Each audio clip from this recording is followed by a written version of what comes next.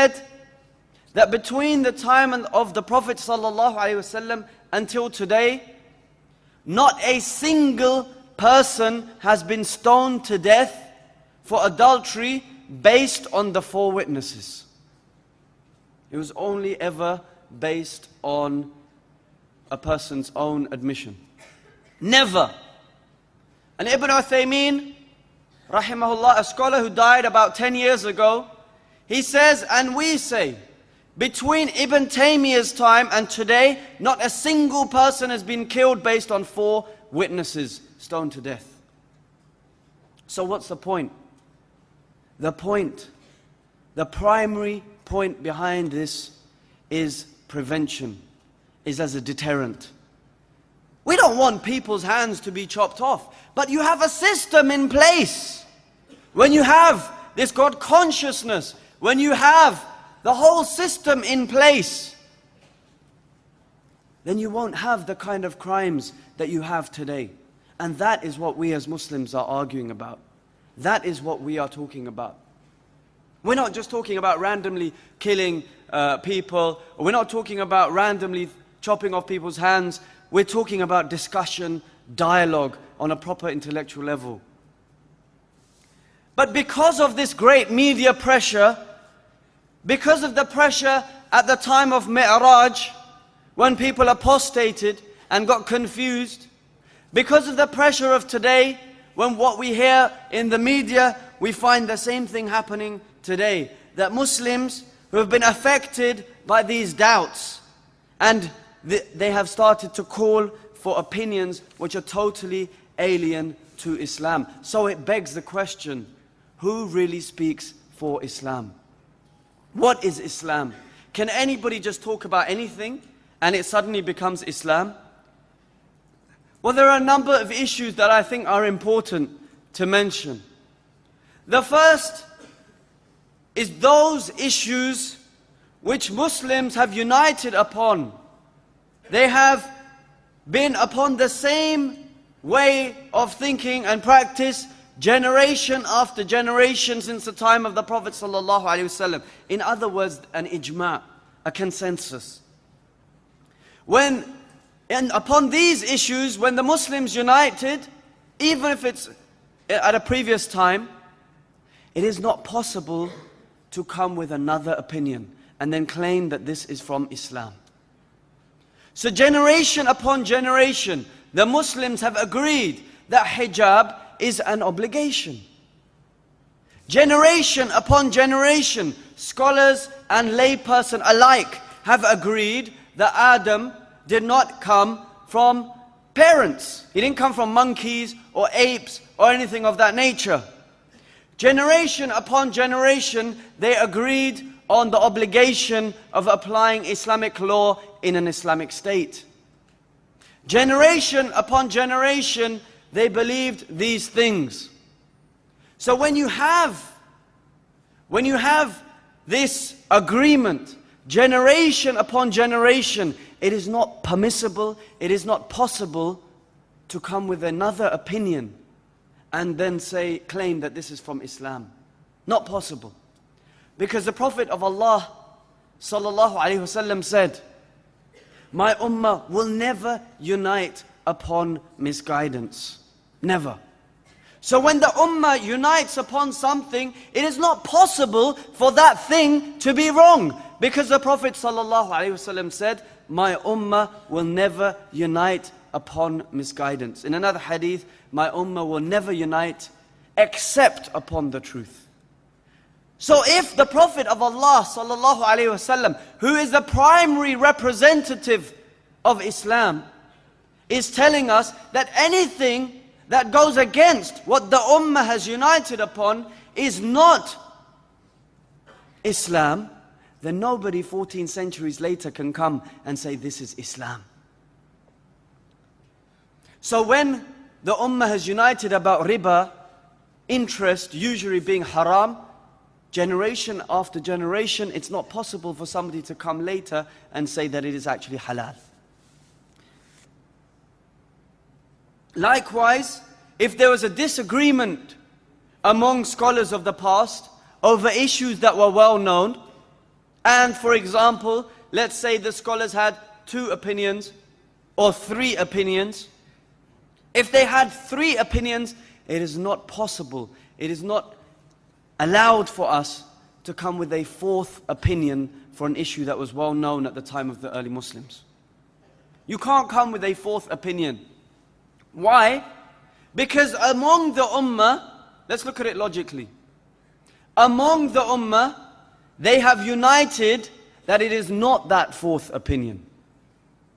So therefore, they will agree that the truth lies between these 3 opinions. But by implicit understanding, that means they agree that anything outside of these 3 opinions is not representative of Islam or the truth. This is a 2nd type of issue. The 3rd type of issue is the new issues. Traveling by car, using a microphone, using television, all of these things. Then in these matters, there may be some difference of opinion which is allowed, and the scholars of that time can debate and discuss, and the fiqh councils can come with rulings for those matters. But the matters that we really want to focus on are the 1st and the 2nd types of matters. Because it is haram, it is impossible, it is unlawful for somebody to come and claim that anything that the ummah has already united upon previously, to now come and then go against a previous ijma or a previous consensus of the scholars of the ummah. So what are we supposed to do? We should remember that no doubt the media is going to be against Islam. It's a fact. And this will continue until Yawm al-Qiyamah. We should be careful about what we relate to others. We should also remember very clearly that the rulings of Islam have profound wisdoms. And sometimes those wisdoms we may know about, and sometimes we don't know the wisdoms. For example, if you think about the stoning to death of an adulterer, many people, they can't understand this ruling in Islam. And in fact, I was once speaking to a non-Muslim about this, and he was saying how barbaric this is. And I said, I explained that actually in Islam, for somebody to be stoned to death, you need 4 witnesses. And those 4 just witnesses have to see the act of penetration, the pen going in the ink, as they say. They have to see this. And in the time of Umar ibn al-Khattab radiyallahu anhu, 4 witnesses came forward accusing someone of adultery. 3 of them said, we saw the act of penetration. The 4th one, he said, I saw a man on top of a woman, and he went into a bit more detail, but he had not seen the act of penetration. What did Umar ibn al-Khattab radiyallahu anhu do? He lashed the witnesses. Why? Because we are told that we are not even allowed to speak about this thing without 4 just witnesses who see the act of penetration.